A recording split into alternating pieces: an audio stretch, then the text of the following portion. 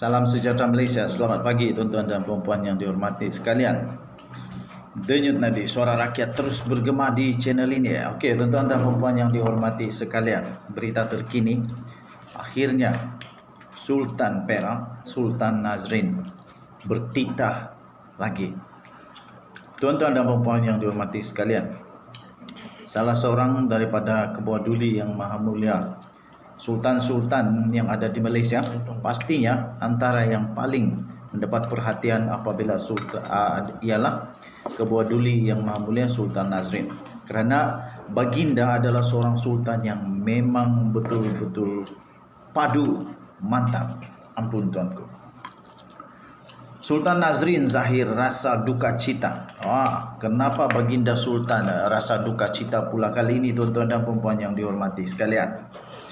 Sultan Nazrin bertitah pada satu persidangan dunia pemikiran dan tamadun Islam ke-6 WCIT 2022 di Pusat Konvensyen Meru Raya di Ipoh ketika baginda melahirkan rasa duka cita tersebut. Sultan Perak Sultan Nazrin Muizzuddin Shah menzahirkan rasa duka cita baginda dan gusar baginda dengan situasi semasa yang memperlihatkan konsep pelbagai budaya, kepelbagaian dan toleransi dijadikan alat senjata. Ya ampun, apa jadilah. Dijadikan alat senjata dan perang budaya wacana politik di peringkat antarabangsa.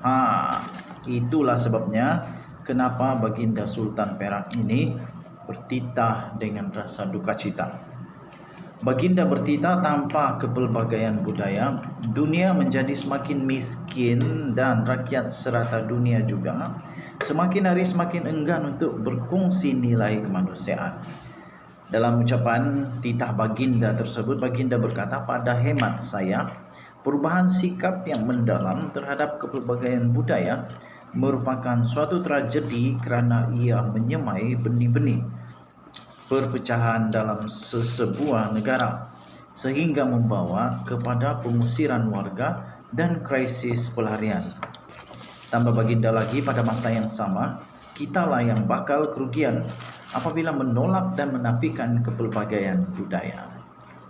Baginda turut bertitah, kata titah baginda, saya yakin bukan saya sahaja yang berpendirian bahawa pencapaian pelbagai budaya kita amatlah penting kepada kemakmuran ekonomi dan pertumbuhan di masa akan datang. Titah baginda. Baginda bertitah demikian pada satu persidangan dunia pemikiran dan tamadun Islam ke-6 WCIT 2022 di Pusat Konvensyen Meru Raya di sini pada Selasa yang lalu. Turut berangkat pada majlis tersebut adalah Raja di Hilir Perak, Raja Iskandar Zulkarnain Sultan Idris Shah. Hadir sama ialah Menteri Besar Datuk Seri Sarani Muhammad dan Naib Chancellor Universiti Sultan Azlan Shah USAS Profesor Tan Sri Dr. Nordin Kardri. Sultan Nazrin bertitah laporan Pesuruhjaya Tinggi Bangsa-Bangsa Bersatu mengenai pelarian UNHRC menganggarkan lebih ramai pelarian pada hari ini dibandingkan semenjak Perang Dunia Kedua.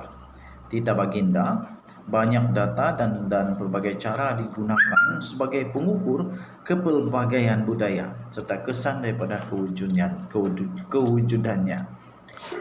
Titah baginda, saya muskil sekiranya angka-angka ini adalah cara yang paling berkesan untuk memahami dan menyampaikan peri pentingnya nilai kepelbagaian budaya. Titah baginda lagi, ini kerana saya percaya kita dapat merasakan manfaat kepelbagaian budaya dalam masyarakat bukan melalui angka dan statistik semata-mata, malahan melalui kisah-kisah sebenar, pengalaman dan perkongsian mengenai pertemuan sesama insan. Titah baginda. Okey, kamu boleh baca berita ini lengkap di sinarharian.com.my. Kita jumpa lagi. Selamat pagi Malaysia.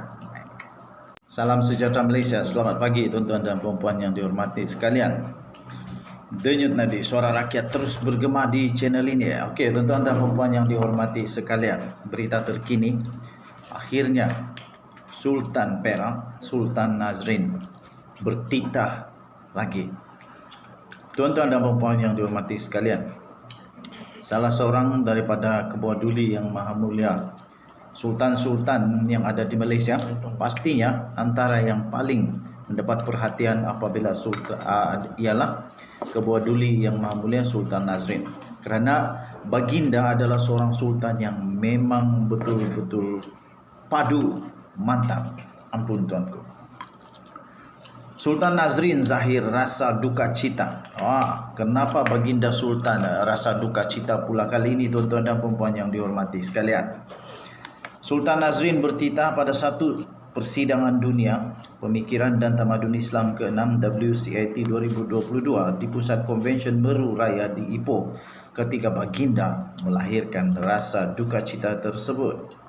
Sultan Perak Sultan Nazrin Muizzuddin Shah menzahirkan rasa duka cita baginda dan gusar baginda dengan situasi semasa yang memperlihatkan konsep pelbagai budaya, kepelbagaian dan toleransi dijadikan alat senjata. Ya ampun, apa jadilah. Dijadikan alat senjata dan perang budaya wacana politik di peringkat antarabangsa. Itulah sebabnya kenapa baginda Sultan Perak ini bertitah dengan rasa duka cita. Baginda bertitah tanpa kepelbagaian budaya, dunia menjadi semakin miskin dan rakyat serata dunia juga semakin hari semakin enggan untuk berkongsi nilai kemanusiaan. Dalam ucapan titah baginda tersebut, baginda berkata, pada hemat saya, perubahan sikap yang mendalam terhadap kepelbagaian budaya merupakan suatu tragedi kerana ia menyemai benih-benih perpecahan dalam sesebuah negara sehingga membawa kepada pengusiran warga dan krisis pelarian. Tambah baginda lagi, pada masa yang sama, kitalah yang bakal kerugian apabila menolak dan menafikan kepelbagaian budaya.